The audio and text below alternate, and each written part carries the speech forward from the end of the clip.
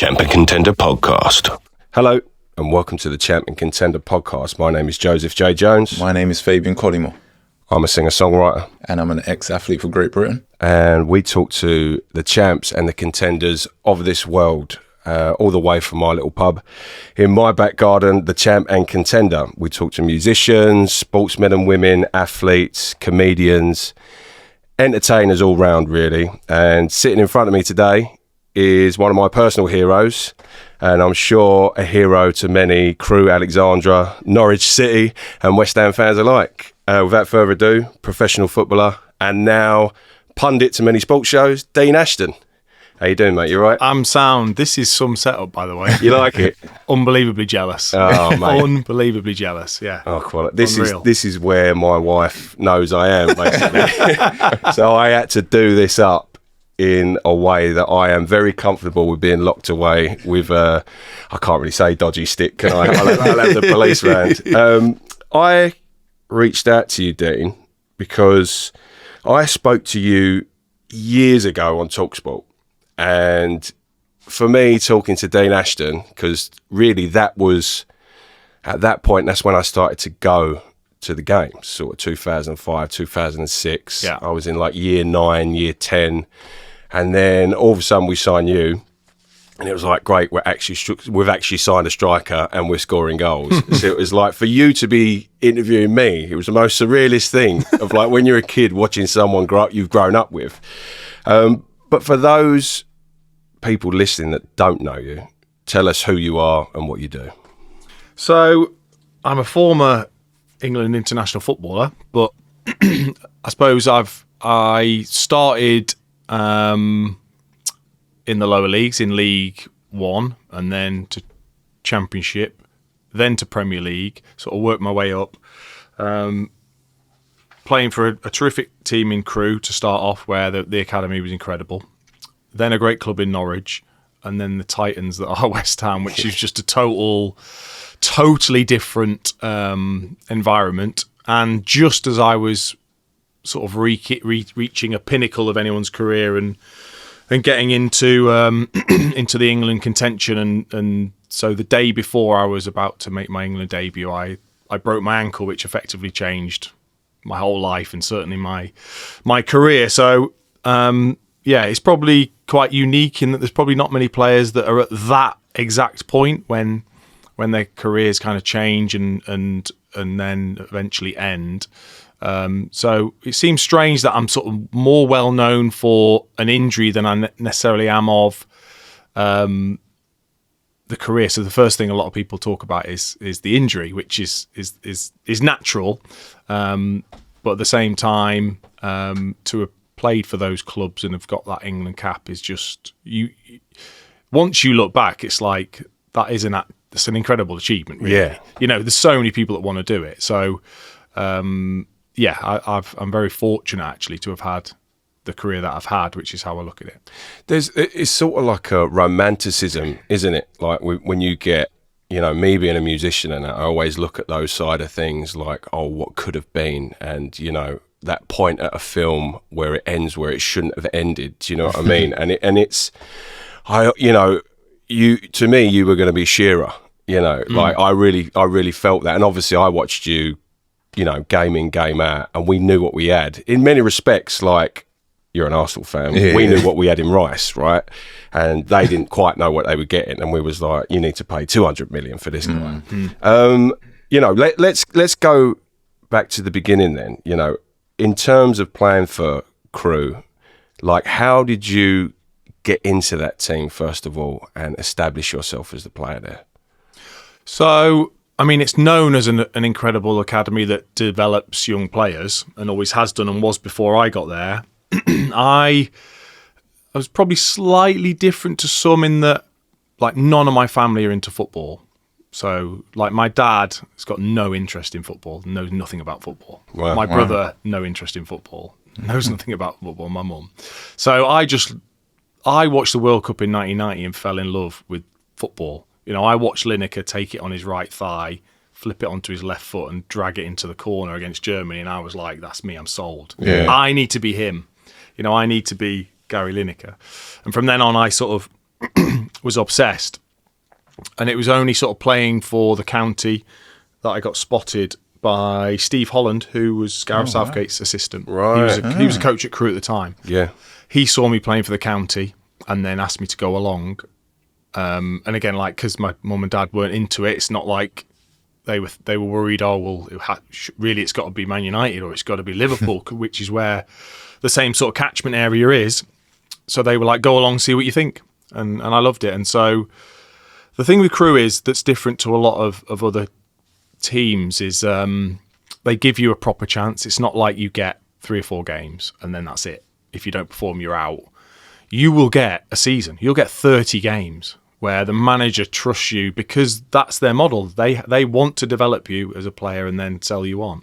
So they give you the time to get in. So I was 16 when I first got in, straight out of school.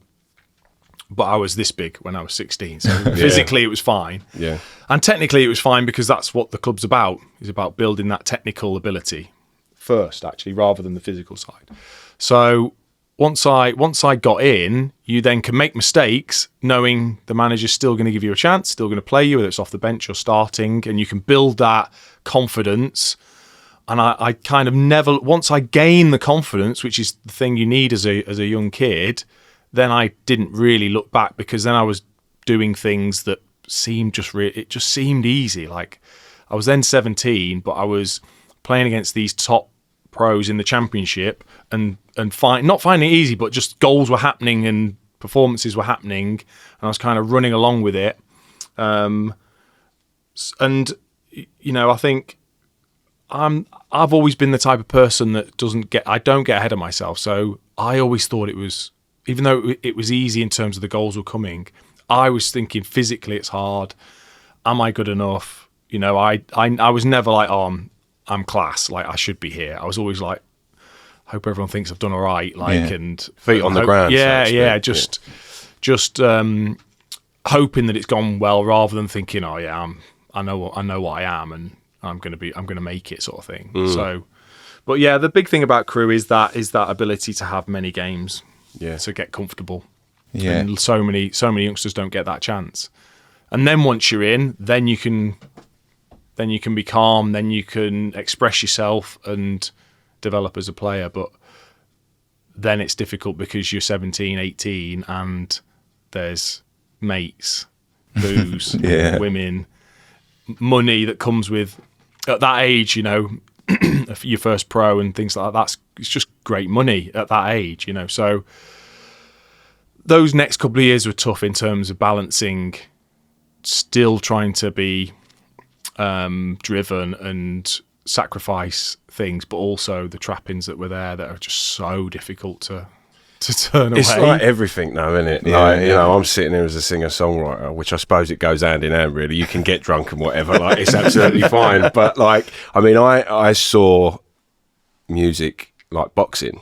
Like, I really, you know, I wanted to go levels and levels and levels and get to that point, and the stage was like my ring. So I was actually, you know, I love a beer, but when building up to that, I would never drink, you know, and I never smoked, and, you know, I used to smoke like a trooper, but never smoked before doing any music, anything like that. Like, that's sort of why I sort of see there's not much difference in like an actor or a magician to what there is to someone playing rugby or football, because they learn their craft and they go for it.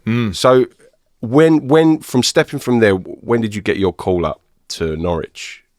So considering how good the start was at Crewe, it took me a while to actually be, I don't know, maybe trusted by the top clubs to pay the money that was required at the time. Yeah. To take me, even though I would at that point probably played 4 or nearly 5 seasons in the Championship and League One. I was still only, you know, very early 20s.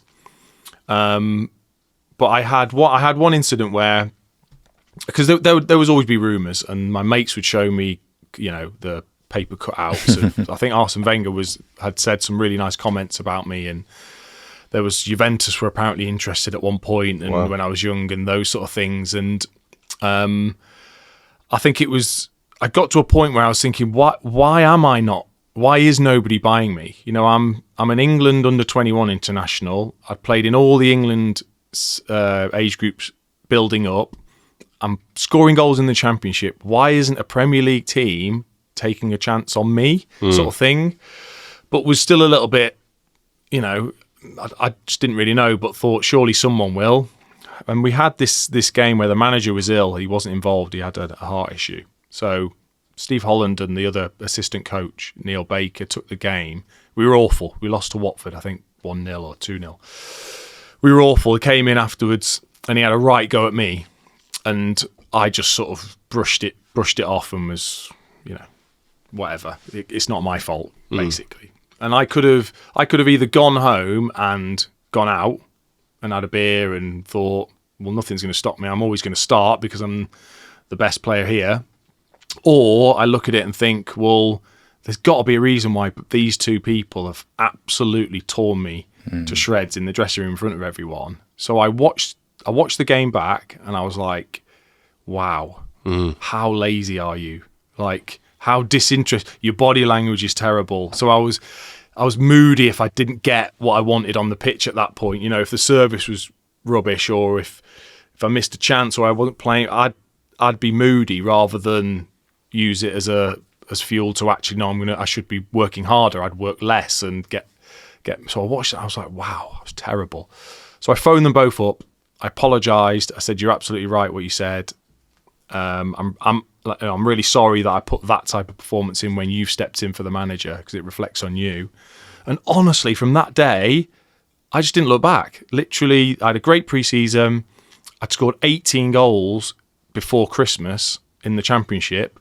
And then obviously Norwich came and paid a record fee for me. So it was kind of that moment of realisation from, this is a great career and I can have a beer with the lads and it's all fine because I'll always start every game. There wasn't the pressure of maybe losing my place, to do I actually want to go and make it at the top level? And if I do, then I need to cut out a bit of the booze and a bit of the booze and concentrate on what's really important, which is the sort of working hard side of it, because the ability was, I had that, I guess. Yeah. So what age was you then when you felt that realization where you needed to buckle down? So I was 21 at that point. Okay. Yeah, but I'd obviously been playing since I was 16. Yeah. So I'd played probably near 200 games at that point.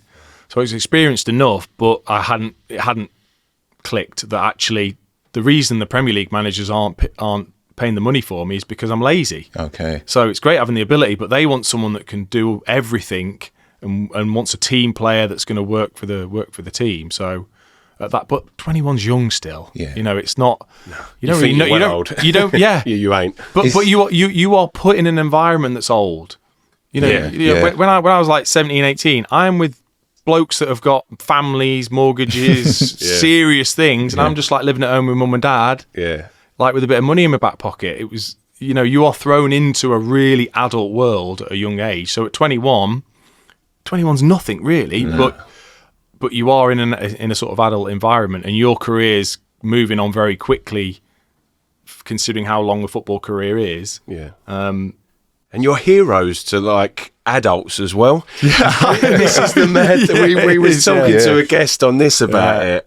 David Snedden, actually. I think I've mentioned him in every podcast because he's a good mate of mine. But he's like, you know, he's opened up for Elton John and people like that, you know. But then he's a big Rangers fan. So he's I can't remember the kid's name, but he's screaming like a girl, like seeing this guy who's 21 as well. It's the same as me, like with Bukayo Saka. I'm an Arsenal fan, and I'm like, he could be my son. And I'm like, what am I doing?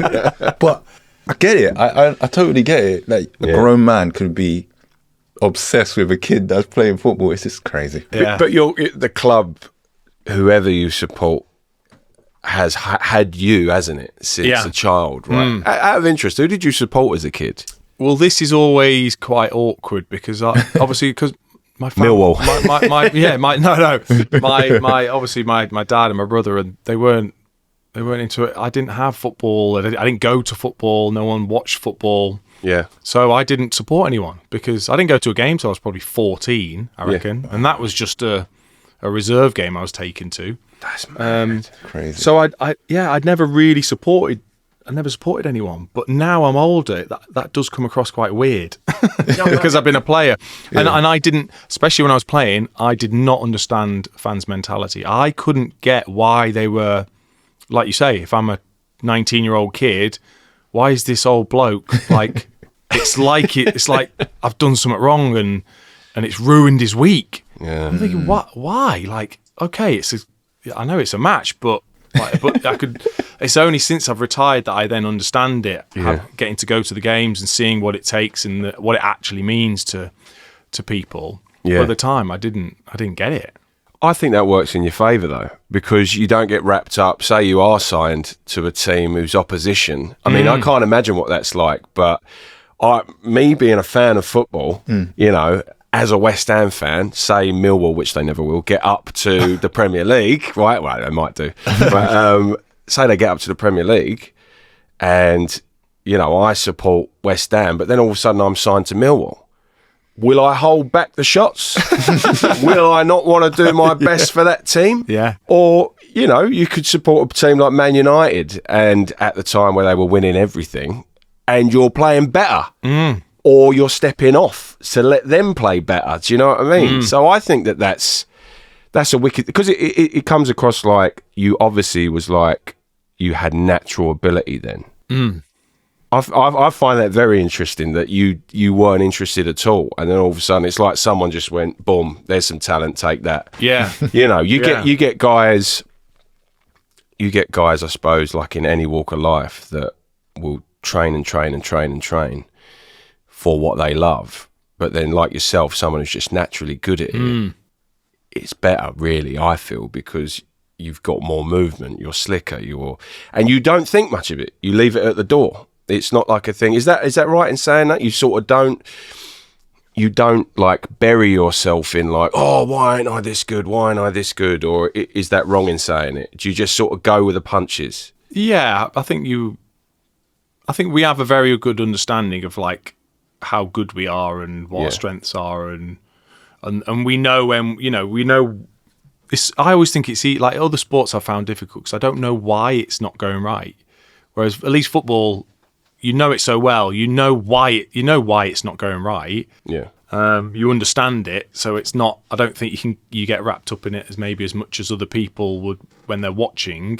They maybe can't understand why you're not doing it, and you understand it. So, I would never have let it affect me. It's more the confidence, I suppose. Mentally is tough if you're not for a strike if you're not scoring. That's the only time that it's really hard. I would say. It must be the hardest out of all of them, I'd say, really, unless you're not saving goals as a goalkeeper. Yeah. You know, but when did the moment of when West Ham come knock? Because Norwich were relegated, weren't they?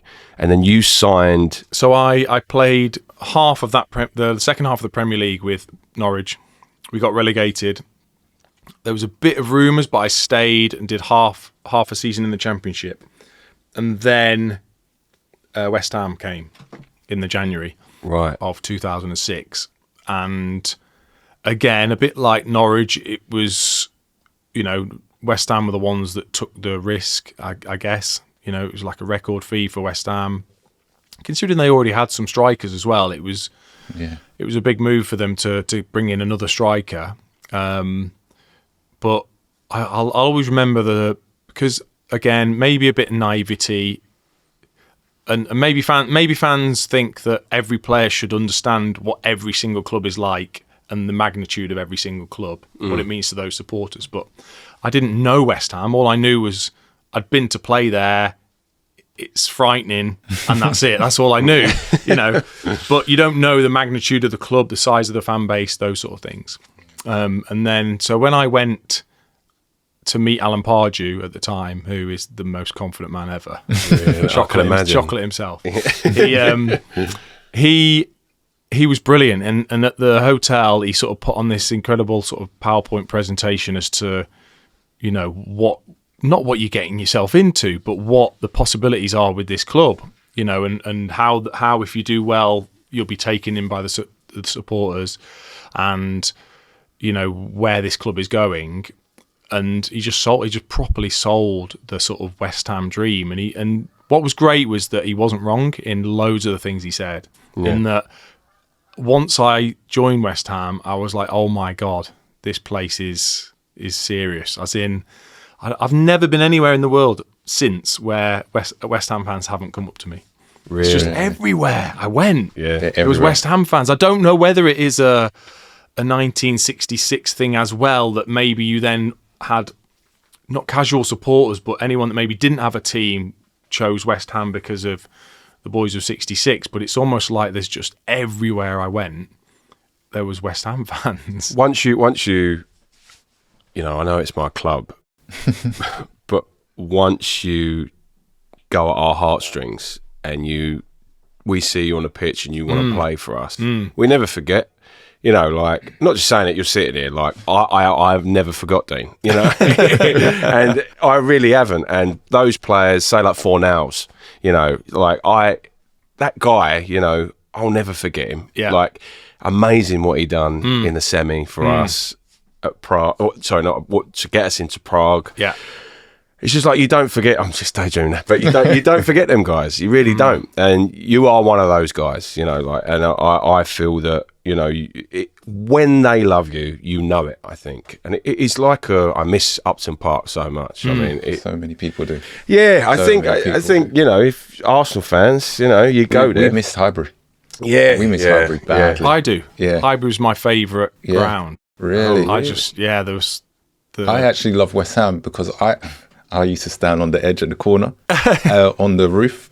I used to watch games from there, like, because I lived in Leytonstone. But obviously I was an Arsenal fan all my life. But I used to go there on a Wednesday night when you had games and watch games. I used to love it. Yeah, these places was like special. Yeah. Seriously special. Yeah. And Upton Park was that, wasn't it? It was just like the atmosphere and the feeling you got, and yeah, it's just, and also it's just so good to be on the right side of it. It's like when you play against West Ham, it's like horrible.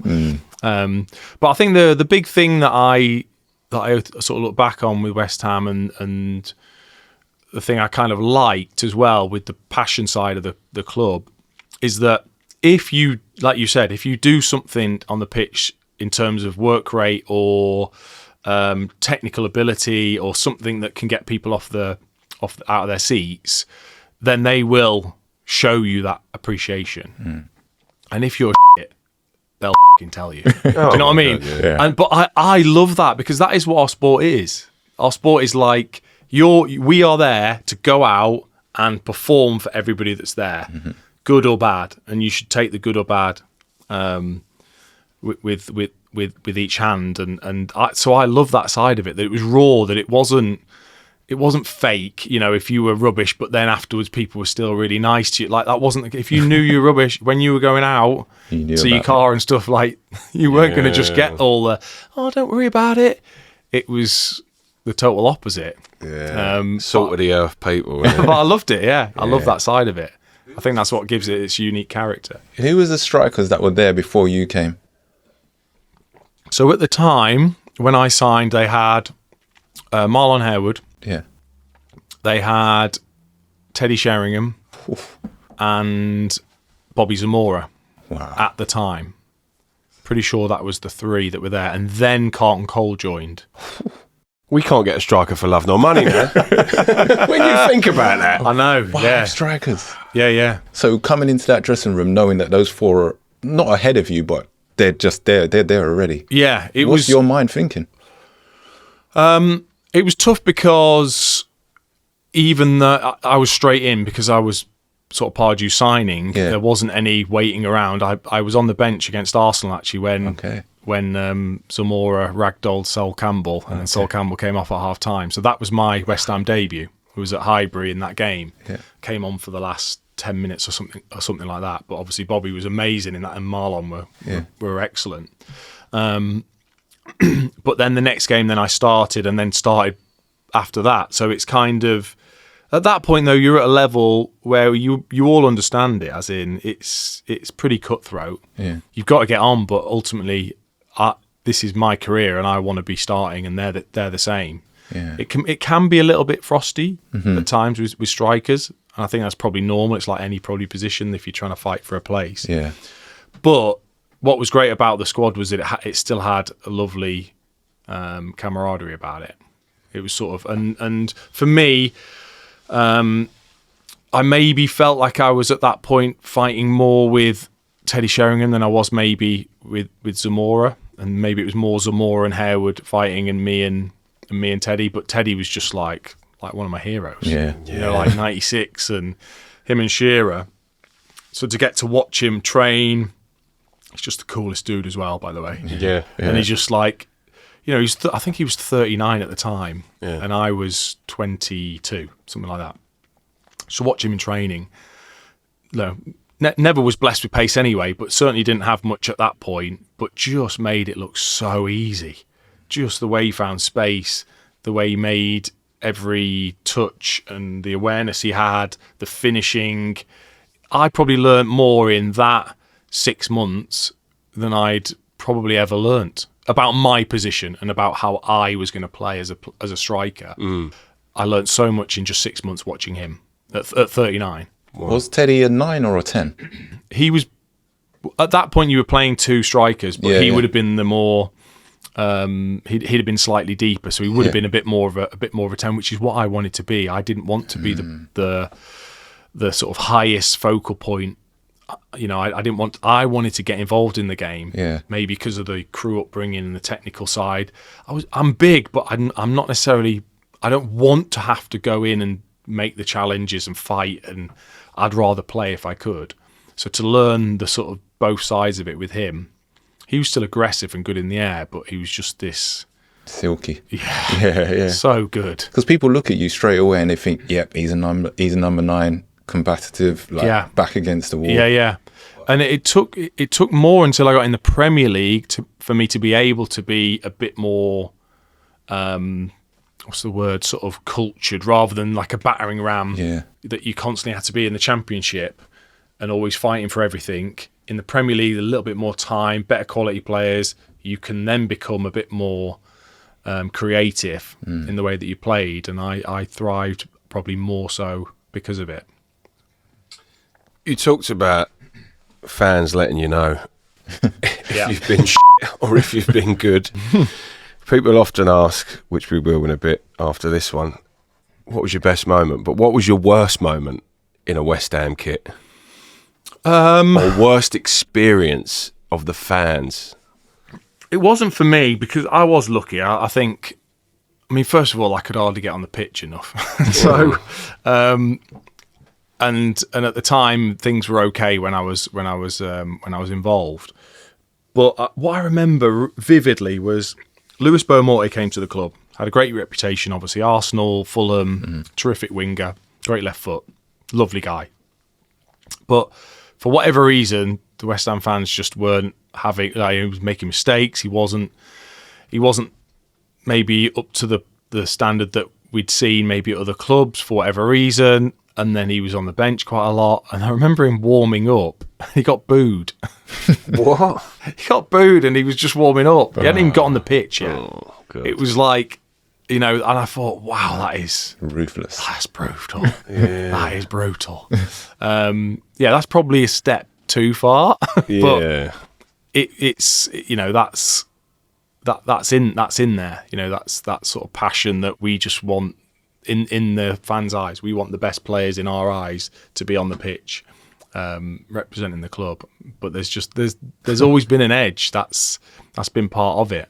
But then you maybe then don't get the high of when it's great if you don't have the other side to it. No. Do you feel like it makes you or breaks you, like the West Ham fans? Oh yeah, definitely. Yeah. Okay. I think you feel that the further you go up the pyramid of football, and I think it's what separates the best. I think is being able to handle that pressure from the stands and when you're out and about daily, being able to mentally cope with the pressure of going out and playing when you got people on your back and you're not going through a good run of form or whatever.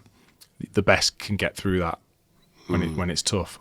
I feel like probably the same with any fan base. The 20% of the people that you don't agree with get heard the most. Yeah, absolutely. And I think it's very, with Arsenal, especially with your Arsenal fan TV. I mean, some of them guys, man, I don't know how, you know what I mean? Like, I just don't know how they got on it. But I always find it at the end of a game or whatever, like 80% of the people who I know are like diehard West Ham fans, like talking in a pub and analysing the game and whatnot, will pick the positives and talk about the positives. And, you know, at the moment, I don't want to timestamp these, but at the moment, it's not going as swimmingly as can be. Like, I'm one of those guys, give Lopetegui time. And I feel like some people, not so much the 20% bracket where they're like, no. I feel like it's 50-50 at the moment with Lopetegui. But I feel there is that voice of the 20% that just get heard too much. And they just start the Mexican wave, so to speak. Do you know what I mean? Mm-hmm. Like, I hated it the other night when Rice was getting booed. And I just think, you know, Rice was amazing. Yeah. You know, I mean, we all know why, don't take this wrong way, why he went to Arsenal was because he wanted to stay in London. You know? I know that for a fact. But I there's things like that. But I don't think you should boo someone who gives their all to a club, you know, lifts a trophy, so to speak. You know? Yeah. What was your best moment in a West Ham shirt? I mean, it's easy to look at goals and think, well, the goals should be the best thing, and we are quite selfish, I guess, as a position on the field. But I would say when the final whistle went in the semi-final at Villa Park, I would say is probably my best moment. As in that feeling of, we have just got to the FA Cup final. Mm. You know, the sort of the history and I love the sort of romance of Villa Park and it being that semi-final rather than Wembley. I just don't agree with that. Mm. The sort of romance of Villa Park, the scenes afterwards with the supporters. We stayed out on the pitch for ages and sort of soaked it all in as the players. And then the night out, just everything about it was like, yeah, this club should be in a final. This is where this club should be. And I think for us to do it with the group of players we had, the kind of the good feeling that had coming up from the Championship, and then all of a sudden you're in an FA Cup final. It just all felt like, yeah, it was just incredible. You know, it was just incredible. And secretly, what I love about that is that they historically gave us the claret and blue kit. So you think about that, you gave us your kit and we knocked you out. We'll talk to us about the FA Cup final. I mean, as a kid, the European Cup wasn't maybe as big as, to me, what the FA Cup final was. The FA Cup final was like the pinnacle. Yeah. I woke up early on the FA Cup final day to watch all the filming that they'd done at the hotel with the suits, getting on the bus journey to Wembley, and like the helicopter would follow it the whole way, the sort of Twin Towers, getting into Wembley, walking on the pitch, you know, royalty, abide with me, all of the things that come, I think, with the FA Cup final. That to me was the biggest game you could play in. Yeah. And I tweaked my hamstring about 3 weeks before at West Brom, which some people say I'm not quick enough to, but I did. And I thought, you know, that's my FA Cup final over. But I sort of did everything I could. I did the old oxygen chamber. I was in there. I managed to get fit the Wednesday before the final. And we then got to go down to Cardiff, beautiful hotel. And Podgy named the team the night before. So he'd named, you know, Xhaka in goal, Scaloni at right back, Konchesky left back, Anton and Gabs at centre halves, Fletch and Rio Coker in the middle, Etherington on the left, Benayoun on the right, Harewood, and then he had a question mark, so he couldn't decide between me and Bobby night before. So there's me and Bobby, Zamora, not knowing if we're playing in the biggest game, and everyone else is going to bed knowing they're either playing, they're on the bench, or they're not in the squad. And so it was just so... He didn't tell us at breakfast, he didn't tell us at the suits. So trying to take all that in when you don't know you're starting was quite difficult. Yeah. and getting to the stadium, looking up to my family, saying, I don't know if I'm starting, sort of thing. Wow. Yeah, and then he obviously to hear with only a little bit of time to go that I was starting is like the best news I've ever heard in my life. Yeah. And God knows how Bobby felt. To be fair, he must have been crushed. But to then be able to, we were playing Liverpool as well. Current European champions. Massive historic club in its own right. And then, Prince William comes out, abide with me. It's just like, it's insane how good that was. Just stood there and you've got all claret, half claret and blue, half red. It was just so cool. Yeah. And then we made such an amazing start. All the build-up had not been, we got to worry about this, we got to worry about that. It was, we're gonna properly go for them, and we did, and we were really, really good in the sort of first 20, 25 minutes. Obviously, Carragher scores the own goal. And then, to me, it's a worldie. To me, I've spanked it in the top bins, but obviously I've scuffed it through Rayner and into the back of the net. But that feeling, just doesn't get beat. That just doesn't get beat. It's the only picture I have in my house of me playing is me scoring that goal and celebrating, because really we're quite arrogant forward, so we practice celebrations, don't we? Like most goals, it's because we've thought of what we're going to do. That was just like pure joy, real joy of scoring an FA Cup final. We're 2-0 up. That feeling, you getting that feeling as if you're gonna do it. And then, it was just, I can look back now and watch and think, what an incredible game. And it did feel like it within the game.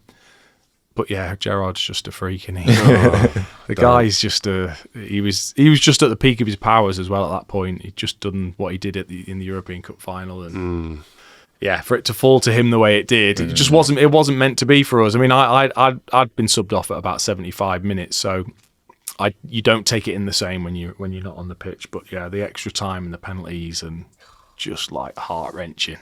like my dreams, they fade and die. Yes. Literally, cold sweats about Gerrard's goal. Yeah. But what a goal. You got to say. You got to take your hat off to him. Unbelievable. Yeah, goal. Of course, yeah. But again, we're a bit unfortunate. I mean, they had players that had scored in the European Cup final penalty shootout in their team at the end. Yeah. We had at least 3 of the 4 penalty takers not taking them at the end. So me, Matt Etherington, and Marlon was injured. Okay. She had 3 players that would have definitely taken a penalty in the first 5 that weren't available. So that's Anton wouldn't have been in the first 5 and put his hand up to take one, of course. And so yeah, it was sort of made for them in terms of the pressure of that penalty shootout. What was the team talk like before that game? What was the atmosphere like in the changing room leading up to that? It was led by Pardew in that we had this confidence of, like, it is Liverpool, and we'd watched them in the European Cup final, and they had Gerrard and they had Alonso and Carragher, Huppier and Peter Crouch up front and Morientes, and they had plenty of talent. Yeah. But I think Pardew had always had this. It's about us. Like, what are we going to do to affect them? Yeah, of course there'd be a little bit of defensive work, but it'd be more, how are we going to sort of stamp our authority on the game and attack them? And that's so. Then when you're in the team talk, it's not about, there's sort of no negativity. It's more about, well, remember, we're going to do this. We're going to go and attack these areas. We're going to play on that person, and it's all kind of just all positive. So you go out thinking, well. Yeah. We're not going to lose, even though it's Liverpool, we're not going to lose, because he's made it sound like we are going to cause them problems. And yeah, I mean, we couldn't have done much more. I thought we played pretty much as well as we could have done in that final. It was a draw. It was. It was a draw. Yeah. I mean, does someone like Pardew, with that sort of tenacity, I mean, does he instill confidence on the players with his sort of way, if you know what I mean? I don't think you can help but be sort of pulled along with that, with that confidence. I think it's his greatest attribute, but it probably ends up being his downfall as well, in terms of he has that he has that relationship with the players because of the confidence and the way he makes everyone feel, because he's constantly sort of boosting you up as players and talking about the positives so much more rather than the negatives. But then I guess if things are tough, can you then be tough enough on the players to maybe get a response, which probably hindered him in the end. But I loved it because as a forward, you want attacking football. You want positivity. You don't want to be thinking, how have I got to defend before I've even got to think about scoring a goal. So, and all the training was amazing. All the training was like forward based, so it was great. So you relished in that, really? I loved it. Yeah. And I think just that period was I would say was probably the best of my career. Well, off of the back of that then, so I mean, we obviously lose the FA Cup. What was life like after that loss? Was there a big lull in the team, like, so to speak, carrying on to like the next season and that? No, I didn't feel it, because if you think, the team was quite young. Rio Coker was the captain. He was 21 at the time. I think he was 21. He saved my life once before, Rio Coker. What? Literally? Well, he. I was a Tony Brooks. Do you remember Tony Brooks? Yeah. Yeah, Tony Brooks was one of my best friends. So he used to take me, because at that time that we used to go, we were like, I don't know, 14, 15. So we used to go to the games. Used to get free tickets, 'cause obviously he was part of the academy and whatnot. And all of a sudden, the ball boys never turned up for the game that was that day. Right. And I'm sitting there like this sort of fat 13-year-old, 14-year-old kid like this in the wings, like upstairs in the Dr. Martens. So I thought, oh, lovely, Doc Martens, like we're watching the game, great. All of a sudden, this guy runs up, Tony. Tony Brooks turns around. Right, you and your mate, ball boys. I turned around, I went, no. I went, no way. And all of a sudden, another two of us, yeah, we'll do it. I got dragged into it and met Pardrew down the bottom and saw David James walk past at that time, which was just like, I was like, what? Looking up at him like, Jesus Christ, like giant. And who gets the away end? Obviously me, right? Because they all know, oh, I'm here. I'm like, what's going on? Like, I'm sort of at this point just getting into it. And then I'm at the away end anyway. It's like, it's going along. I'm getting the ball, like, throwing it out and whatnot. And then all of a sudden, I've just been, I don't know what fans it was. I can't remember, like, it was that long ago, but they were really chanting. I sort of was captivated by it, like, just staring at them. Don Hutchinson had kicked the ball off. Oh, sorry, no, sorry. The opposition had kicked the ball off. And Don Hutchinson was running after the ball. I just weren't paying attention. Don Hutchinson comes sprinting up to me, went to grab me by the shirt. Nigel Rio-Coker jumped on his back, literally jumped on his back and pulled him off of me. I nearly was dead by Don Hutchinson. Like, it was mad. It was mad. I remember thinking, like, even then, can you do this in football? It's like, no, you can't. Thank you, Rio. Thank you, Rio. Yeah. So what was my question there? I just went off on a total tangent there. Yeah, the feeling after it. After the FA Cup final. Yeah, I think because we were still a very young squad, still a lot of players that are striving to be, to really develop in their careers and see how far they could get. There was still, I think, a real hunger of, we just missed out, but actually, can we go and build and get better? And I think the manager had that as well. And so pre-season actually was lively. It was, it was proper. And you could still tell that the players were hungry, and it wasn't just a sluggish pre-season. It was proper. And I remember coming back. I was just, it's just always the way, isn't it? I was just like as fit as I'd ever been. I was like super healthy. Yeah. I was in great shape because the weight was always an issue with certain managers, and I was flying in pre-season. I played centre mid out in Greece and was like, loved it, and was and then obviously the England call up was at that point, and it was when they played England games before the season. Sort of, it was the week before the start of the season. Wow. The England camp, yeah. So at that point, we looked great in pre-season. Everyone seemed fit and firing. So at that point, there was no sort of worries as to this could be a tough season, or certainly from my perspective, I didn't think I was going to, Full of confidence. break my ankle. Yeah. Yeah. But you saying that everyone was buzzing in the pre-season there. Who's the biggest joker in the changing room? God, who isn't in that dressing room? I mean, Anton Ferdinand's hilarious. Yeah. Bobby Moore's hilarious. Barking boy. Yeah, he is. Yeah, those two in particular, I would say. Carlton had come in. Carlton's just a right card. He's brilliant. Honestly, Ginge, what a character. Jimmy Walker. It was easily the best dressing room. Really? Oh, by far. So many great characters and you just couldn't wait to get in every day. Seriously, it was like being on a lad's holiday constantly. Really? Oh, it's just funny, so funny. Carnage. The thing I missed the most, it was just such a great squad of players.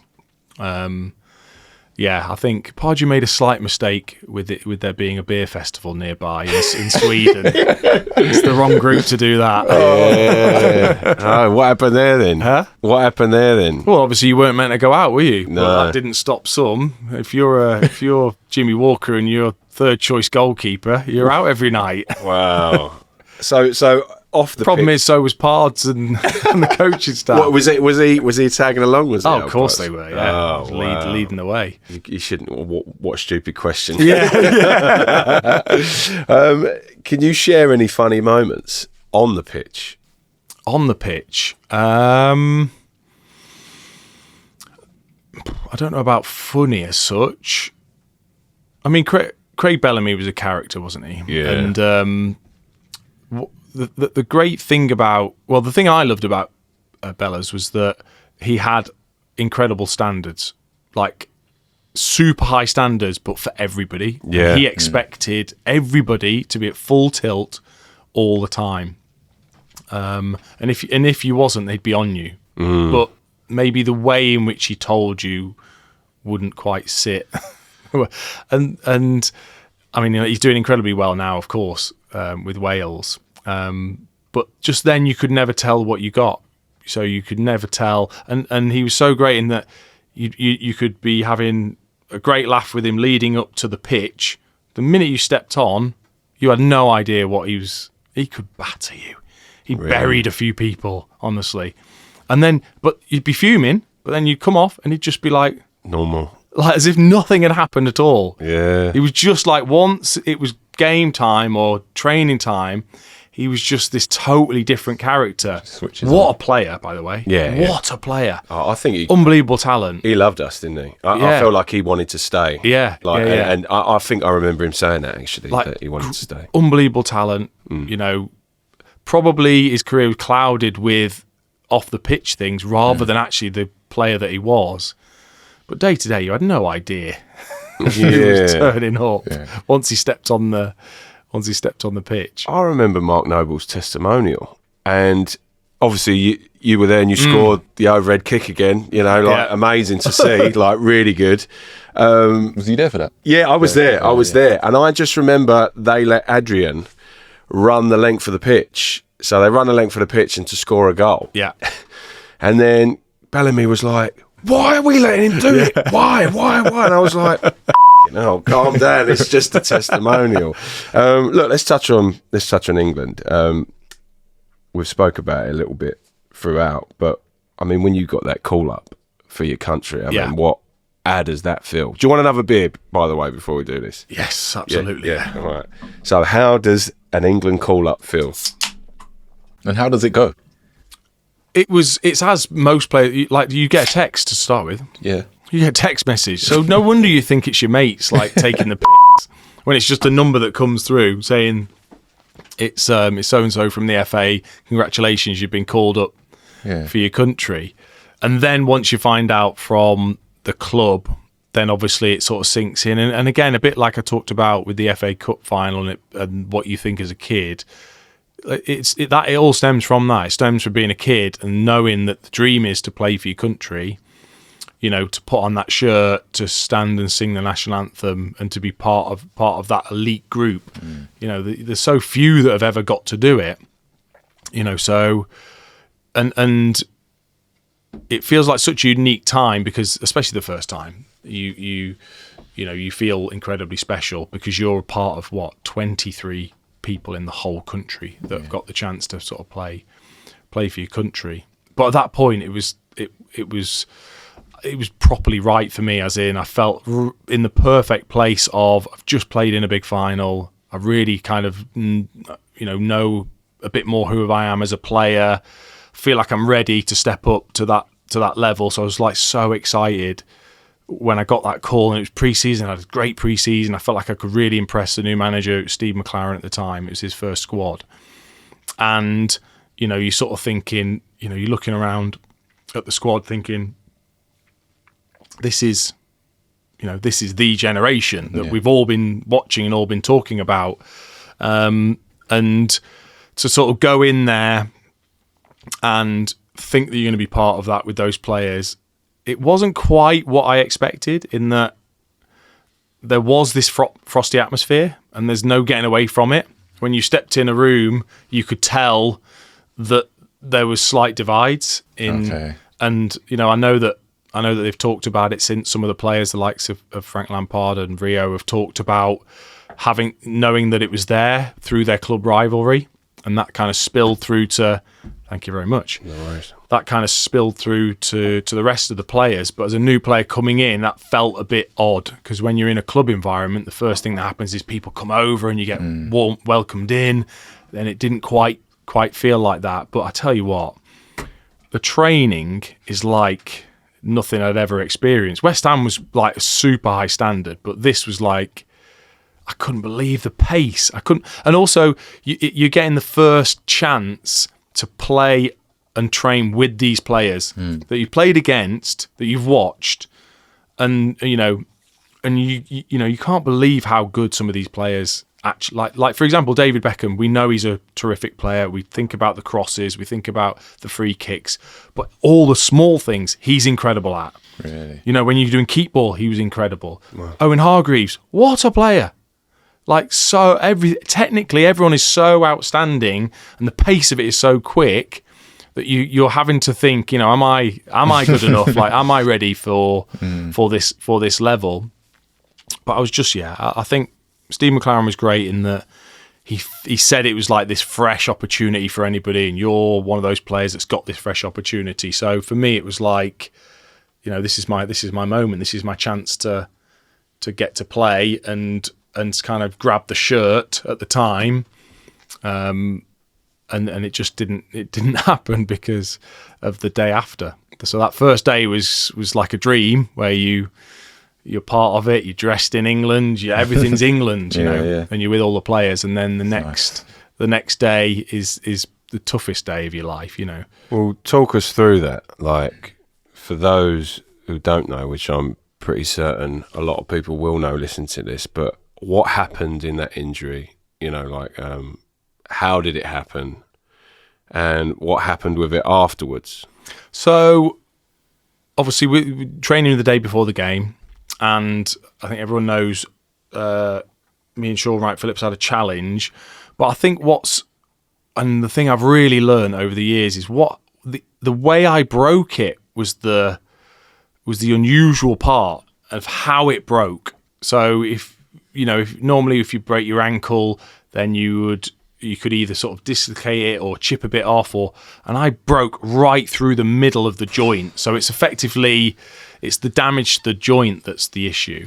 I didn't know at the time, obviously. To me, I was just lay there on the grass at Old Trafford thinking, that's it, that's my chance gone. Because you only think you're getting one chance. You don't think about a second, third chance. You just think you get one England chance. And I thought, that's it, that's mine gone. So once I'd sort of been stretchered into the dressing rooms, I just sort of broke down with Gary Lewin, the physio, and he was quite reassuring in that he said, you know, we've seen these injuries before, you know, hopefully with a good operation, you know, it's not going to be a long-term thing. But obviously at the time, we didn't know the damage that I'd done to the joint, so like the joint surface. And once you have that sort of injury, they just don't. There's nothing they can do. There's not a lot they can do with an arthritic ankle, effectively. So it was then. I mean, it was 15 months it took me to get back. Wow. When you were thinking it might be 3 or 4 for a lot of people, it was 15 months of pretty much hell of trying to get back. But yeah, that sort of the realization of your England chance feels like it's gone. I'll never forget that, because that was just haunting in terms of when you're on such a high of having your first day there to the next day thinking your chance has gone was horrible. Well, weirdly, I mean, I said you was a bit of a, not weirdly at all, I said you was a bit of a hero to me at the start. I was dropped out of my record label for like the 3rd time, and this was with Universal. And you probably won't remember this, but I remember watching an interview of you talking about how you could never watch football again, how you couldn't be a part of it, didn't want to know anything about it. And I actually messaged you. Yeah, you did, yeah. Yeah, and I had, like, I was 28, so I'm 33 now, so it was a good 5 years ago. And I was at, like, rock bottom, you know, like, I was thinking, you've trained your whole life to become what you're seeing others do, and you know you're better than them, you know, you think, you know you're the one, if that makes sense. Yeah. And all of a sudden, within an instant, because of stupid decisions that are out of your hands get made, they're no one. And I found it so, you know, like, I didn't know if there was a way for me to get back into music. I really didn't. I didn't want to be a part of music. I didn't want to listen to music. Yeah. I never wanted to go to a show. And then I remember messaging you, and you said that you will always find a way back to it, no matter what. And because of, you know, it was horrific, like that injury that you went through. And I thought, you know, if a man like Dean can go through that, surely I can find the love in this again. Yeah. You know, like, you know, how did you find that, you know, sort of love again after getting that injury? I think first of all, I thought it was hard, but it was totally normal to feel like that. Like, it's totally normal to feel. Yeah. It is like you're grieving almost. So, you know, it's the thought of watching football would just make me upset. So why? Yeah. That's normal though. To me, that's normal. You feel angry. That's normal. You feel bitter, as in, why is he getting to have a career who maybe doesn't show as much love for the game, because behind the scenes, you know, the players that love it and the players that are kind of doing it, but it's not like they're not super passionate about it, and you sort of think, well, why are they getting their career and I can't? And that's totally normal to feel like that. And so I just thought, well, there's no rush as such. At the moment, I can't, you know, when I went and did some coaching, I thought, I can't cope with this. I can't cope with looking at the grass. I can't cope with looking at a ball. I just think every time I think of it, makes me upset, because I think I should be doing it. But I guess that is normal.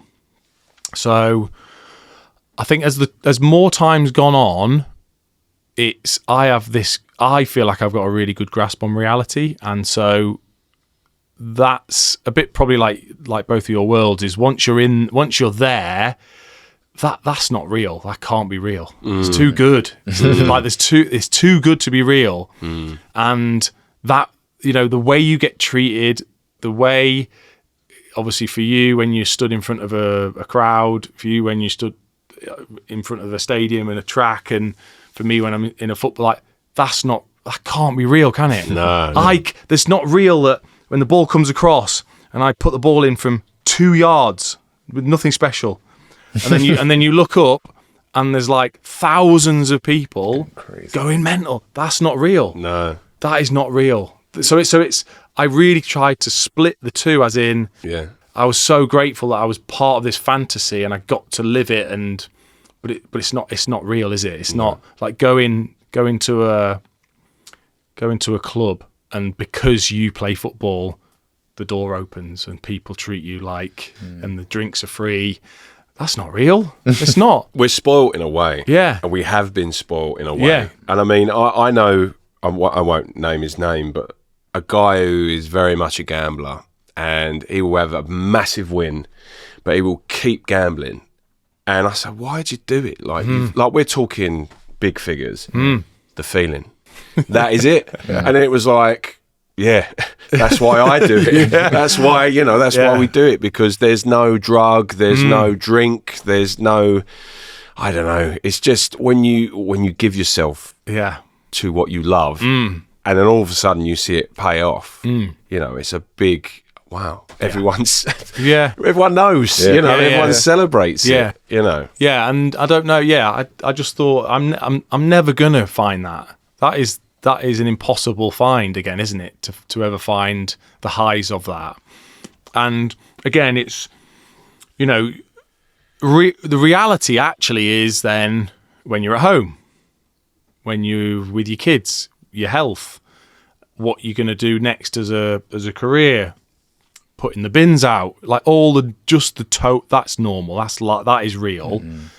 Scoring goals, VIP areas, driving Lamborghinis, that's not real. Yeah. It's just not. I never thought about it like that. That's how I coped with it, was that I was part of that fantasy. I'm not anymore, but there's lots of the reality that I love. And the reality is I love football. So why would I not watch it? Why would I not go to it if that's what and that's kind of how I personally got through it in that sense. So I just split the two. It's so bizarre. You're like my life coach, dude. Mental health. Is it a part of football? Do they help you going through struggles like this with injuries? Do you get anyone that helps you? I think it's become something a lot more prevalent now. Yeah. It wasn't at the time. At the time, you had there was just starting to be some psychologists that would come in and kind of be laughed out the room by if they came in and stood in front of a whole group of young 20-year-old lads and start talking about you should breathe this way and you should think about this and talk about it, like it just even though there's probably lads that were thinking I could probably do with that, it was kind of laughed away. So it wasn't. I'm so glad it is now, because it doesn't have to be anything. It doesn't have to be something massive, even if it's something small that you just feel like you need to talk about. There wasn't that. I just dealt. I guess I just dealt with it.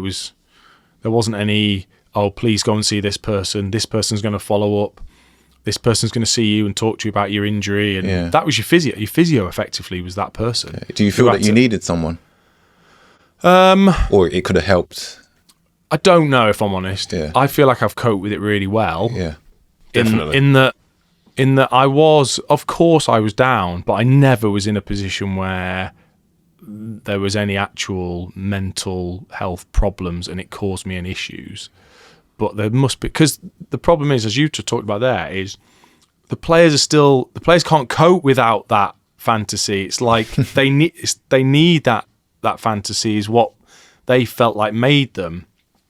And so they are searching for it, and then they go and find it in ways that they probably shouldn't, because it is then easy because you've got money and you've got time. So then you can drink, you could gamble, you can waste your money away, all of that kind of stuff, searching for this high of what you've had before. Whereas actually, if they'd have been able to speak to people, they maybe wouldn't go down that avenue. But it's difficult because I guess I found it doable. So it's then hard for me I can't comment on something I have not experienced. Yeah. I mean, it's mad really listening to you talk about it, because this is why we do this podcast, because I really feel that the people we get in the room, no matter where they're from and what they do, really, it's essentially the same thing. Like, they strive to be the best that they want to be, and if they've been there, done it, the champs, the contenders are the people that come up on the rise and stuff.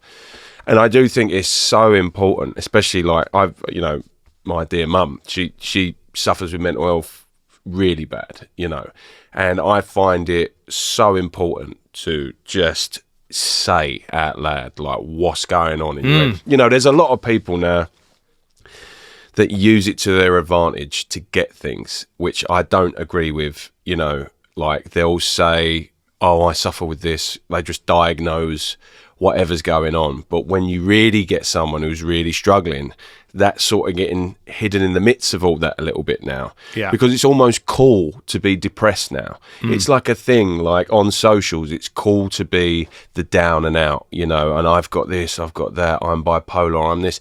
And that's fine if you actually are that stuff. Like, but, you know, I think it's how important is it to just say out loud, like, you're struggling? Very. And just to go back to what I said in terms of saying, like, it's okay if you feel angry. It's okay if you feel bitter or sad, or you can say that. Yeah. And that's not it's not a bad thing. I think it's almost seen as a bad thing if you say these things, that's bad. Yeah. And so I was not shy in telling my wife or friends, saying, like, they'll say, oh, what's, and I'm going, I feel really bitter. Like, Andy Carroll's just got to move to Liverpool. And I'm like, I think I'm better than him.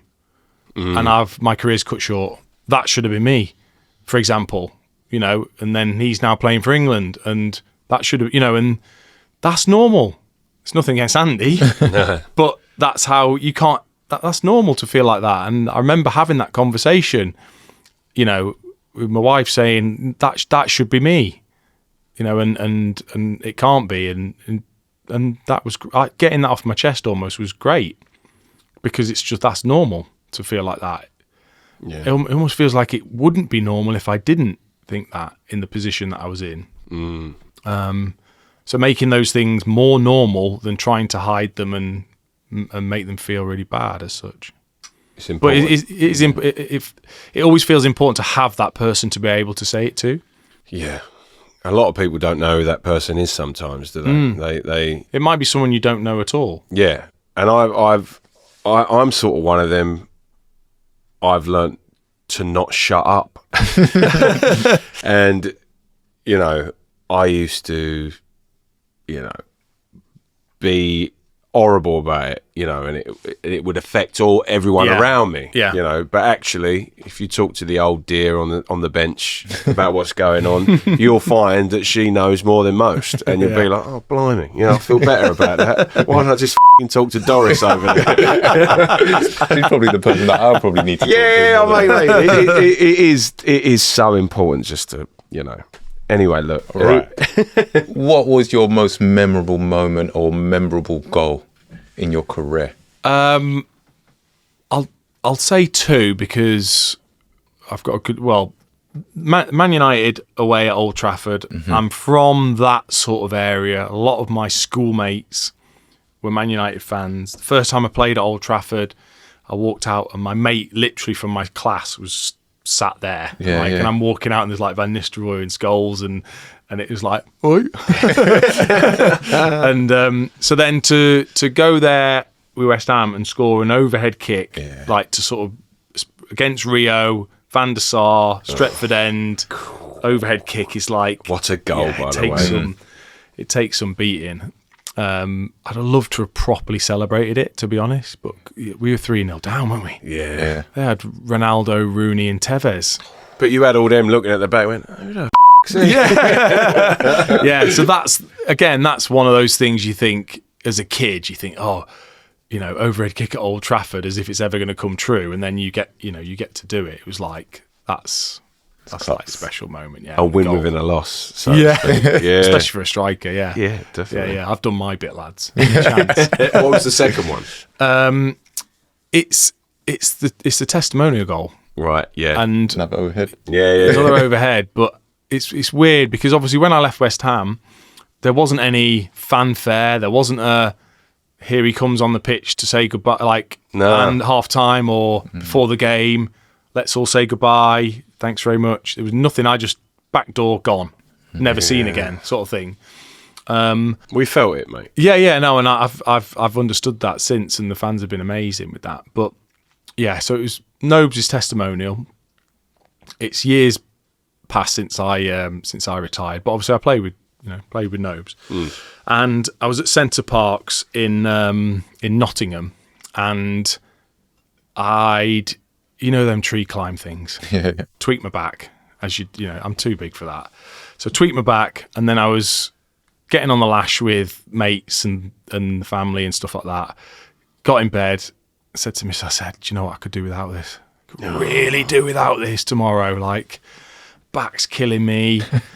I've had a few drinks, I'll feel a bit rough. I said, they'll start all the big guns. I'll be on the bench. That new kit that the lads now wear, it'll be like a sausage skin on me. I was like 3 stone overweight. I was thinking, I don't need this. And she was like, come on, like, it's Nobes. Like, you played with him. It's for him. It'll be a great day. The kids are coming. I was like, you're right. Woke up in the morning, got in the car, drove down to Upton Park. And she was right. I mean, it was amazing outside the stadium, getting in there, seeing all the old lads. Was great. Yes, I was on the bench. Yes, I did look like I had a sausage skin on with the shirt. No, it didn't. And then once I got on, because I think second half I came on, ball came in. All I've got to do is tap it in. I lost my foot in. It hit me on the belly and went out from 4 yards. And I was like, I sort of looked up at the missus and I was like, this is why I didn't want to come. So and all this. And then obviously, Bish gets it on the right hand side and he just clips it up perfectly. And I just thought, why not? Why not? And it just came off so perfectly. The noise from that, I do watch it back now and again, the noise from that goal and celebration, because it was kind of a lull in the sort of fanfare of the game. It had gone a bit of a lull, and then I score that and it's like the whole stadium erupts. History repeated, man. Yeah, it was mega. And then obviously everyone's singing my name and things like that. And my kids didn't watch me play, so they never got to actually watch me play. Yeah. So to them it was like, yeah, whatever, Dad. Of course you did. So for them to realise this whole stadium singing their dad's name and them to enjoy that, me to kind of have that moment with the supporters and sort of take that in, it was just like, I know it's Nobes' day, but for me that was like, what a special moment to just have for that. And I almost never went because I was thinking of not going. We were literally... I remember me and my mates going, when you come on, overhead kick incoming. And the funny thing was, Lewis at work said to me today, ask him, because I was telling him I got Dean Ashton coming in, right? And he was like, tell him, before he come on, I said he's going to score an overhead kick. And it seemed to be the thing, the overhead kick is what the photograph in the minds of the West Ham fans. And you've done it. And it was almost like, was this staged? Incredible goal. We've got a bit of a game, if you're up for playing it. Of course. It's called Shotstopper. Okay. And it's not about goalies. It's not about knowledge of goalkeepers. Yeah. The idea of the game is that we put 2 names up against each other. So the subtitle of your game is Norwich versus West Ham. Okay. So what you have to do, you have to battle these 2 off against one another, and you pick the name that you decide. Okay. So let's say we're going with boxing. Okay, Muhammad Ali or Joe Frazier. I'm going to go Muhammad Ali. Right? Yeah. But if I find a name, we find a name. Yeah. 2 names. You just can't decide. It's a shot. Now, look, you've driven. I've got a very weak, this is like weak as anything. Or what I'll do, because I'm at home, I will take your shot. Right? So you decide. This is like a liqueur. This isn't like a shot. So this is Dean Ashton, Shotstopper, Norwich versus West Ham. Right, we're going to go Rob Green or Shaka Hislop. Shaka let in Gerrard's goal. It's got to be Rob Green. Wow. Just like that. Sorry, man. Shaka. That's all right. So, Rob Green or Gary Doherty? Dockaldinho, as he named himself. Right, why? Because he thought he was like a proper player. Like in training, all he was trying to do was megs people. He's a centre-half. And he calls himself, if he megs you, he'd call himself Dockaldinho. Oh, wow. Oh, gee, yeah, it's got to be him. All right. Gary Doherty or James Collins? the Ginger Pele, obviously. Yes. Why? Because he's what a character. If I was going in a fight, by the way, he'd be in front of me. Wow. That's for sure. Top drinker. Nothing on football. Should have been a centre forward, should I say? Not a centre half. Yeah, I think so. Really? I think he'd have made a good centre forward. He thinks he should have been, and he should have been. So yeah, James Collins. Okay, James Collins or Craig Fleming.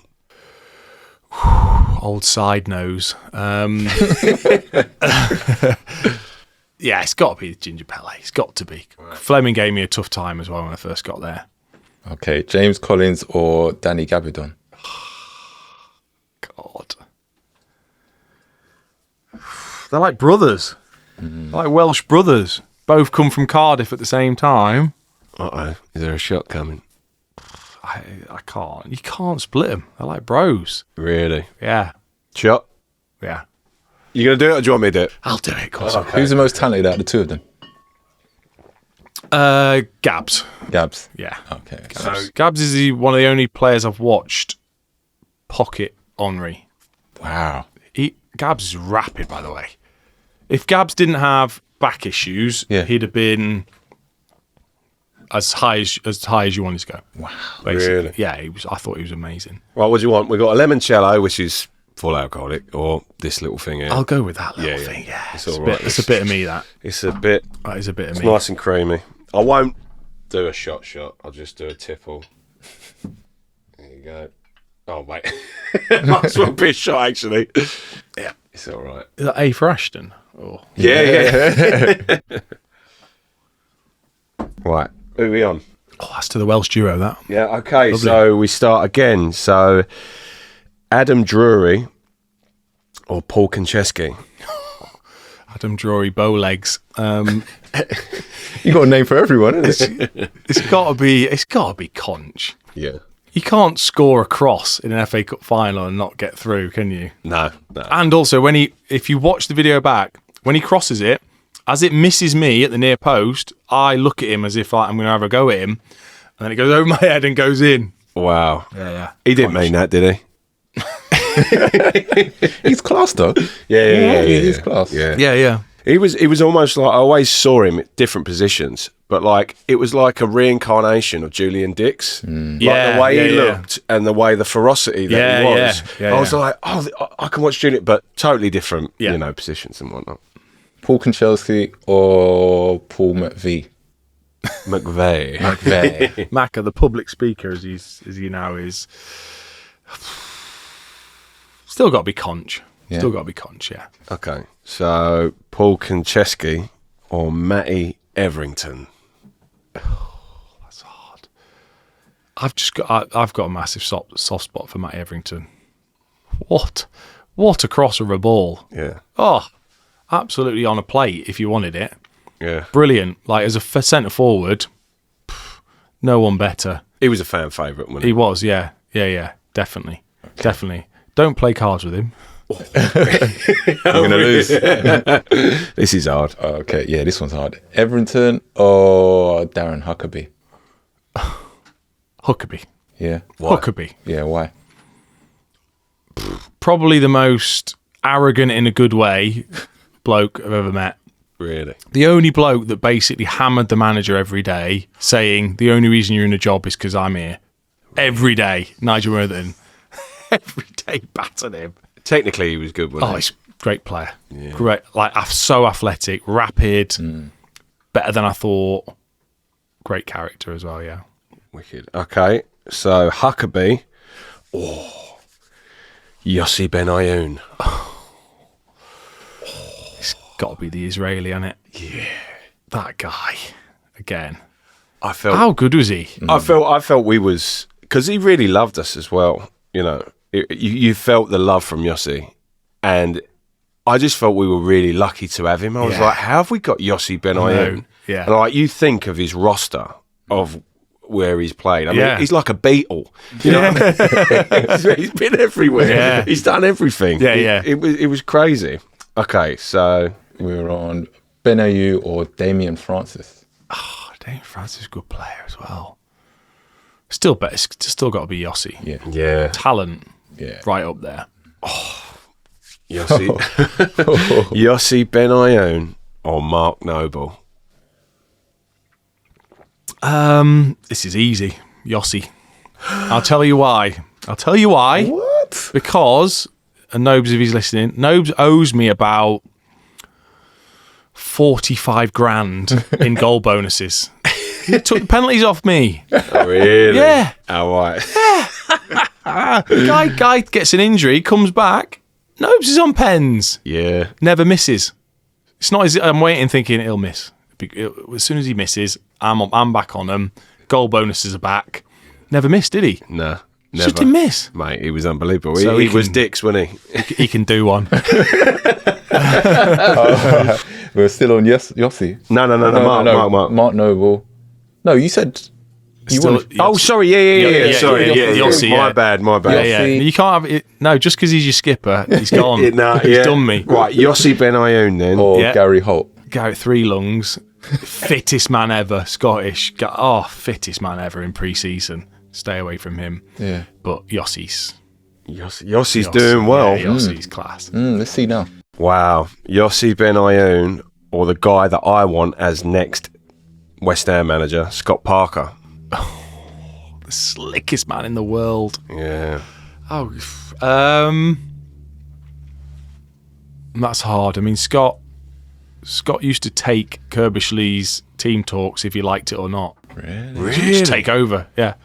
Dress half times, Kerb start talking, Scott stand up, do it. I wouldn't Brilliant. expect that of him. Brilliant he was. I think because he knew him from Charlton. I don't know whether, because Kerb never hammered him about it. He just kind of, and he was captain, Yeah. he just used to stand up and just take team talks. Wow. Like really like fiery, passionate. But he's no Yossi Benayoun. Still not. Yossi's unbelievable. Yossi's Okay. doing it, mate. Yossi Benayoun or David Bentley? Oh, what a character. Oh my God. I love that this ain't about players. It's about them. It's about character. Yeah. Oh my God. He is, honestly, because my England cap was in Trinidad and Tobago and he was there. Yeah. On the flight, he was hilarious. Really. Just didn't care. Drinks, just like, because he probably thought he wasn't going to play. Oh, what a character. What a player as well. Great delivery. But still Yossi. Still Yossi. Okay. Yossi Benayoun or Craig Bellamy? The Israeli. Or Oh, that's... I think... the Welshman.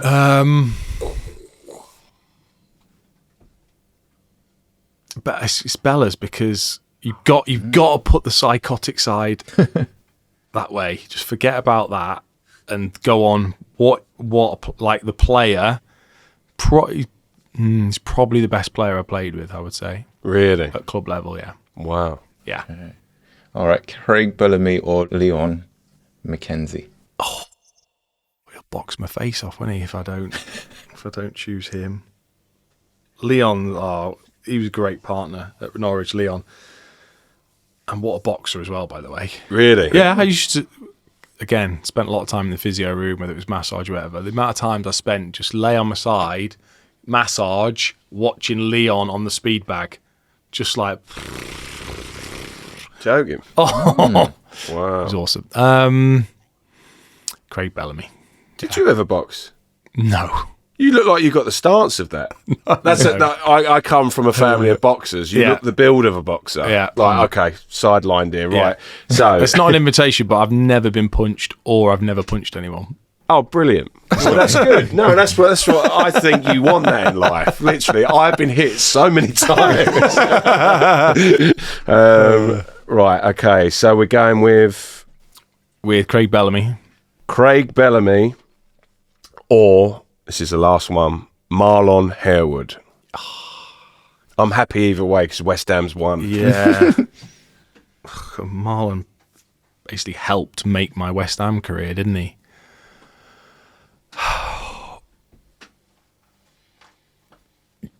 Just on pure ability, Bellamy.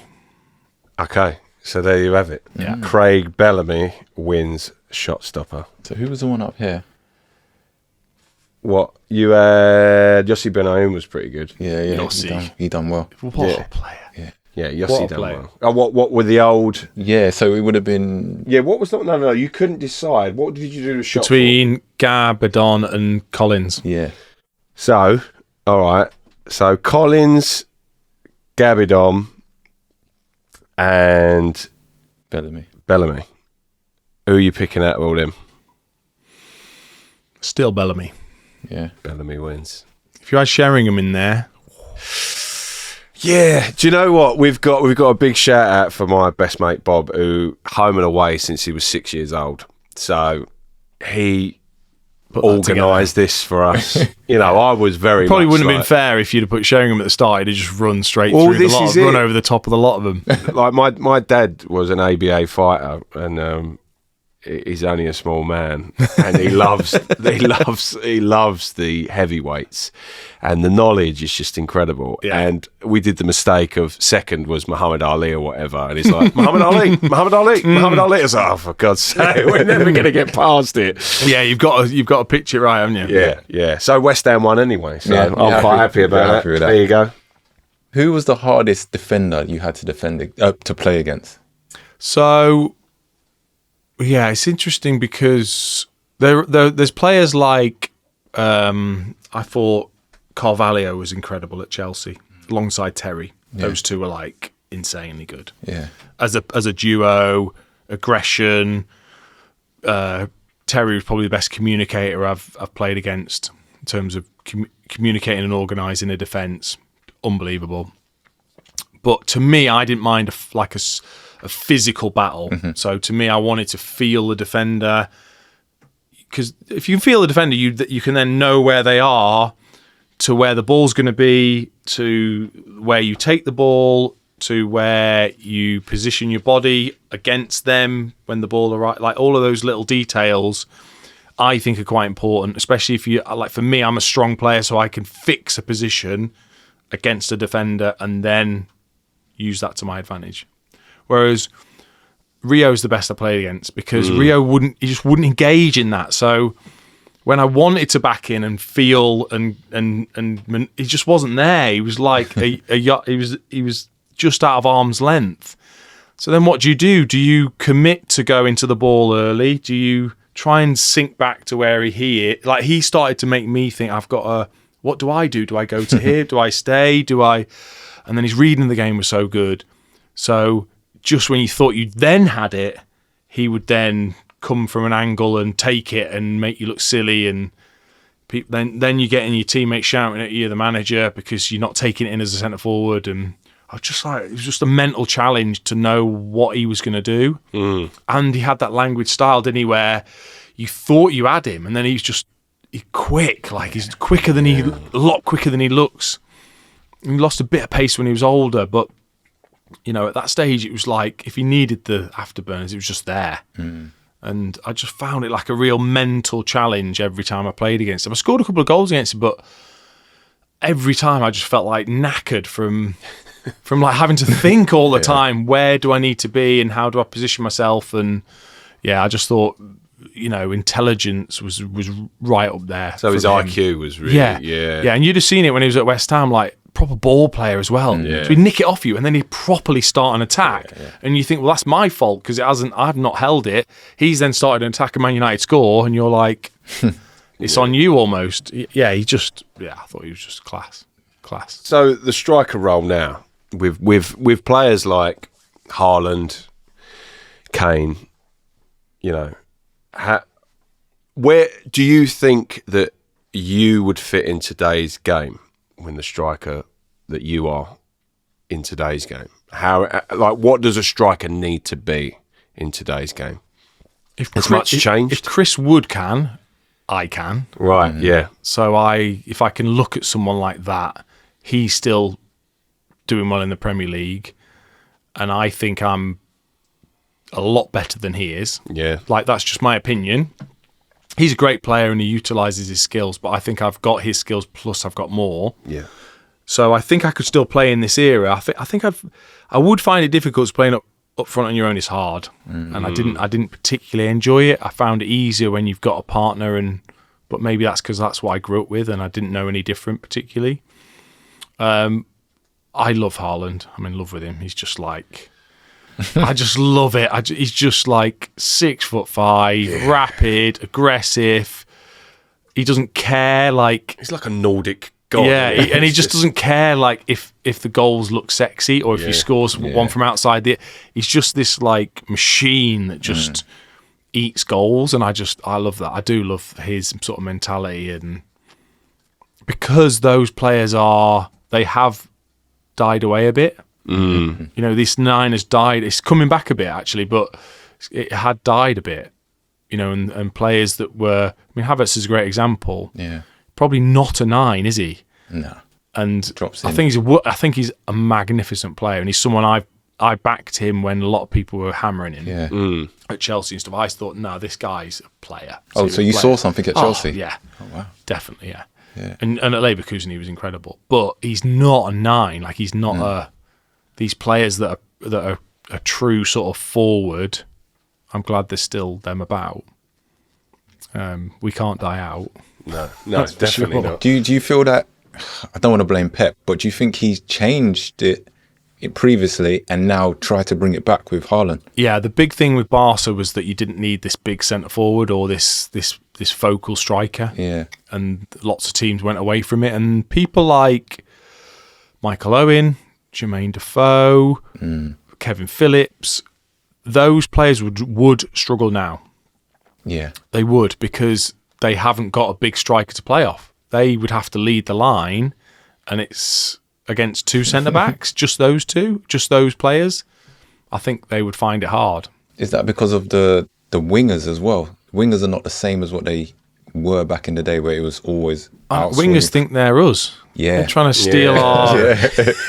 because everyone's cutting in and scoring. So you can see. Well, that's the thing. Our role is to draw people out and let everything bypass us for them to score, which works, but it's not. Poor old Solanke, I keep watching him at the moment thinking, that guy's just doing work for everyone for Brennan Johnson and Son and Kulusevski to score, and he's like, I'll just take a few defenders away for you. Yeah.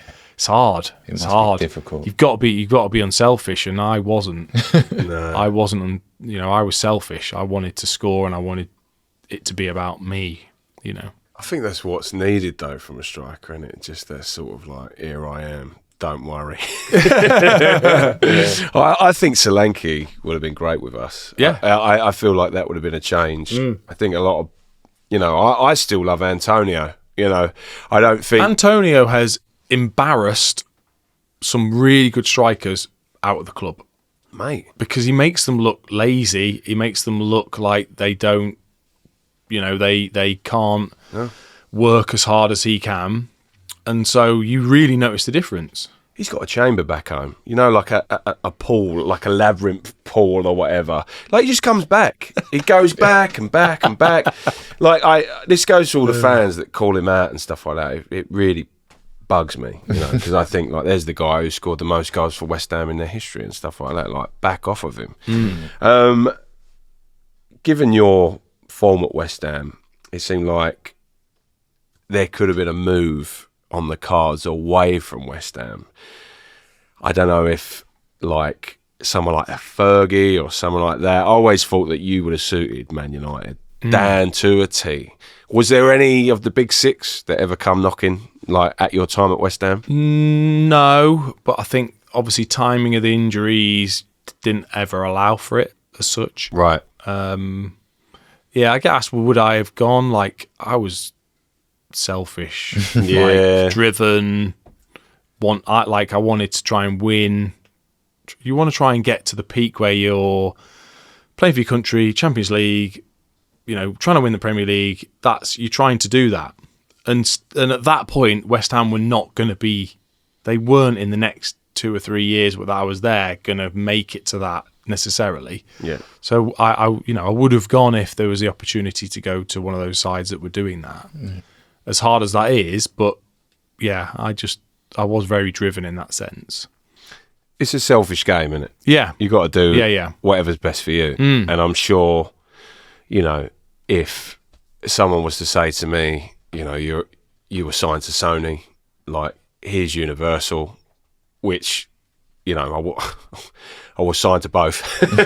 But, you know, it was like, make this jump and you've got more of this on your plate. Yeah. You know, you go, okay, great, you know. You take it. You take it, because at the end of the day, you got to earn money.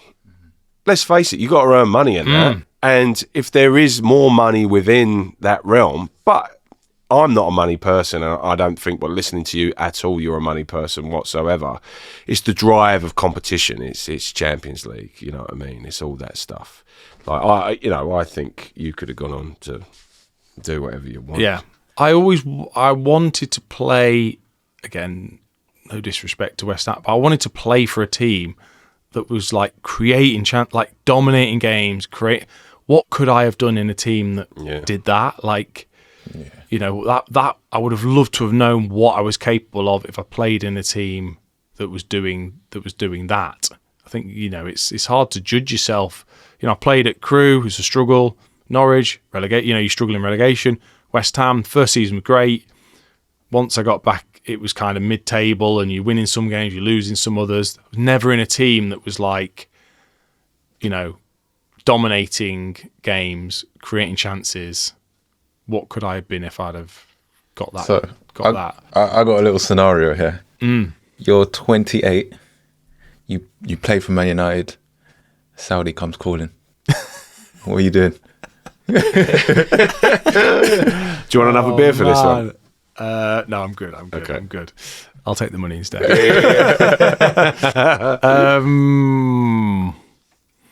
I can't say that I wouldn't consider it. Yeah. Because, yeah, you're sort of thinking of your family and the sort of what you can leave. But it depends what I'd done at that point. Yeah. I can understand it if either you're a player that's not maybe going to have the career you think, or if you're a player that's won absolutely everything that there is to win, certainly in Europe and in England, I can then understand it. So for like someone like Ivan Toney, what's your opinion on him? He's like grafted through the lower leagues. He's got to a position. He won't, even though he will have been on good money, he will not have earned so much that he could just leave football and just have a crazy life for the rest of his. He won't have done, because he won't have been earning that much at Peterborough, and then Brentford.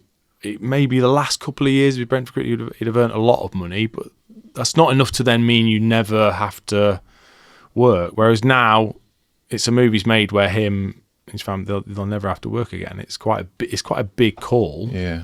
For someone that it's not like the teams came in for him and went, here you go, we want you. You know, the Arsenals and the Cities and the Chelsea, Man United, none of them came in, did they, for him? So I'm surprised we didn't know. With the money that was being he'd been great. splashed, He'd have been great at West Ham. he'd have, like, you know, I mean, you felt the love. You've actually felt that love from us. You know, like someone like Ivan Toney, who you know, let's face it, bit of a bastard as well.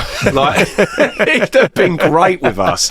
Like, we would have adored him. Like, we would have absolutely adored him. Listen, like, going from, you know, coming out of football and that, like we were talking about it earlier, like finding a new love again. Obviously, punditry. Yeah. So punditry, like, big thing for you now. You know, see you on the telly and stuff like that. Go on, Dean. You know what I mean? Talking the good fight. I mean, how was it commentating on the Prague final? I mean, it was. What was that brilliant. like? It's so good. What was great as well is we got to go like 3 days before in the build up to it, and heavy. yeah. But it was packed. It was rammed like 3 days before. Like the West Ham fans were like, we are making the absolute most of this. Oh, God. It was just like the square was packed 3 days before. It was just like so good to be part of. Yeah, to be able to watch it, and again, maybe that feeling of, you know, we missed out as a team and as players, and the club kind of that was really tough on the club and the fans then, and it felt like the season before they missed out in the semi-final, this, you just think, don't happen again. It's kind of not that anyone deserves it, but it felt like the West Ham fans certainly deserved a night and to get over the line. Yeah, and then to be able to commentate on that goal, with Paquetá getting it, slipping it through to Bowen, and of course as a co-coms, I'm not instantly in on the goal, so I've got a chance to, and we were really high up. I've got a chance to watch it go in, celebrations, what's going on before I speak, and that was like, well, cool to just have that moment of watching what's happening and the sort of ecstasy of the supporters and Bowen running to the corner. That was like so cool. Yeah. To be part of that was really cool. It was a cool night. Yeah. I was in here till 2:00 in the morning with my dad, who like literally medically shouldn't be drinking, and was just bomb champagne everywhere. Unbelievable. Brilliant. Have you ever considered coaching now that you've retired from football? I did look at it. Yeah. I went. Chris Hughton was amazing at Norwich. I went in and he said, "Look, come in, take time, shadow the coaches. We'll help you go through any badges you want to do. We'll help you with that if you need to." I was like, that's amazing, thank you so much. So I did. I started shadowing the coaches under 14, 16, 18. But I don't know whether it was too early, but like I talked about the grass and seeing the lads train and feeling like it should still be me, and I'm still really young and I should be doing it. And so that was that. Is anything worth it if you're driving home every day going like feeling shit? Like, no. It's not. It's probably not. And I found the players tough. Found the players tough because, again, maybe from my standpoint, I know how great it is. Like I know what an opportunity is. I know how amazing it is to make it. And because of the way I finished, there's still that bitterness of, if they don't show the desire, I'm like, do you not understand what like opportunity you've got? Like I would do anything to have this again, and you're acting like it's it. But that is they're like 14, 16, 18. Of course they don't think like that. They're is wiped. Yeah. So I found that hard. As in, I just really, as a coach, you should be enthusiastic, really patient. Think about that. And I was just like raging, thinking, what, why don't you care the way you should care? I found it too tough, mate. And then I went into sort of the media side, and the live games is kind of what has always been my love, really. So you can ask players that I played with, they'll tell you I was a shit trainer, which I was. I wasn't a very good trainer. Matches for me was it. It was like thousands of people are turning up, the buzz of the game, the buzz of the stadium. Yeah, I was exactly the same. I couldn't train. Yeah, but when it comes to competition, I knew how to switch on. I just couldn't train whatsoever. And people were like, I was beating you all week in training. And then when it comes to race day, I just don't know what it was, but I could just switch on. It's such a contrast, isn't it? Like there are these players that can, and again, there's players that will train great, and then you watch them in the game, you go, it doesn't correlate, but it's that who thrives in the moment, who takes on the pressure and like really really loves it. And I always love that side of it, all the build up to the game and in the dressing room, and that's something you just can't replicate. No. Right, we're coming up to the end here now, Dean. 2 questions, really. I'll start with the first one, which, for any young players out there, any young strikers in particular, what's your best advice to give them? And right backs for my son. I think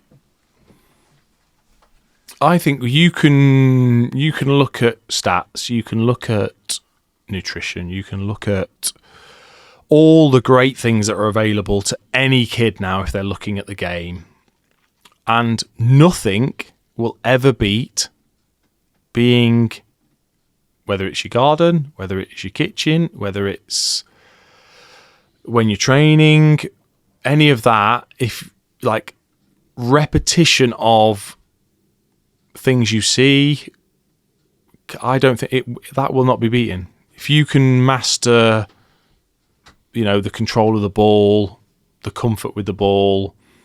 Yeah, I remember watching a video and I loved it, and it was Berbatov. Have you seen it? I don't know. He's just on the wall. Yeah, just ping, ping, ping. That's probably one of the best things I've seen, and I just think that's what kids. And it sounds old, doesn't it, to say, "Oh, they should just go and kick it against the wall." I'm not saying kicking it against the wall, but I'm just saying watch something. Like I used to.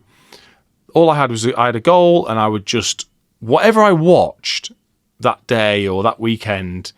So I remember, you might not, but I think Man United won might have been the UEFA Cup against Barcelona, or the Cup Winners' Cup. Mark Hughes took it around the keeper and like melted it like this tight angle. And I remember that day or the next 2 days just going out and just doing that. Wow. Literally doing that for 2 days, constantly on my own. Just do it, get the ball. Do it, get the ball. But if you're not doing that, there will be a kid doing it. There'll be a kid that just sits on his own and just does it and does it and does it and does it. It's the obsession then, isn't it? It's the fire of what ignites, the obsession in the first place, I guess. I'm going to take the last question, Fabian. Yeah, that's that's definitely all yours. All right. What does West Ham mean to you? I think, I guess it means sort of a lifetime of family in terms of, I sort of would think that was like quite corny when I was playing and didn't understand maybe fans' mentality, didn't understand, I just thought football was, we go out and play, you come and pay to watch. There's that, you have that, but the minute you leave, it's done. And what the thing that's so great about West Ham, for me anyway, is I've had this like really tragic story as such, but not that many people mention it. They mention more what I meant to them when I was playing and like what they thought I was going to be, and this like hope of when I signed and they thought I was going to be this player and that's just like that's a great feeling. Yeah. So I never then, every time I'm with West Ham supporters, they make me feel good. And there's something a lot to be said about that, because it could be that whenever I speak to them, it's a bit of a downer and it's tough, and it's not. They just make me feel really good. Yeah. And that's been as good a medicine to like cope with like not being able to continue my career and still feel good about yourself. What is it, like 15 years later? Like that does mean a lot. That means a lot that I can still feel good about it, even though it was a properly time. And like you said, it's almost like they don't forget. They do remember the feeling at the time that we kind of have, and I forget about it day to day. You just forget, don't you? And you almost forget you played for a time. You forget it ever happened. It's like it's not real, like I said. But then when you see the fans and they give you that feeling, it's kind of amazing, isn't it? Oh, mate. Well, just to prove that I haven't been blowing smoke up your for however long. These were my tops, literally. So obviously, class. This one, which get in the camera, which I saw a lot of you in. Yeah, with the bleach blonde. But I had the hope, and I was praying that you were coming back for this one, and I got it on the back and everything. So you like I will not to get well cheesy, man, but it was like the West Ham fans especially, like we had so much hope you were coming back, and and I don't think you ever left, if that makes sense. And you have, it's very hard to do what some players do at West Ham, which is tug on the heartstring, and have stay in there, if that makes sense. And you definitely are one of them, Dean. So just want to say thank you very much. It's you gave me some great moments of football, and appreciate it. We supported you. Listen, That's the Champ and Contender. Over and out. We are now shut. Ladies and gentlemen, that was Dean Ashton. Thanks again for coming on. Thank you very much. Yeah. All the best. All the best. Nice Thank one. you. Take Thank you. care. Right. I'm going to get you to sign these. Yeah, man. Is that all right? Love that. It was great.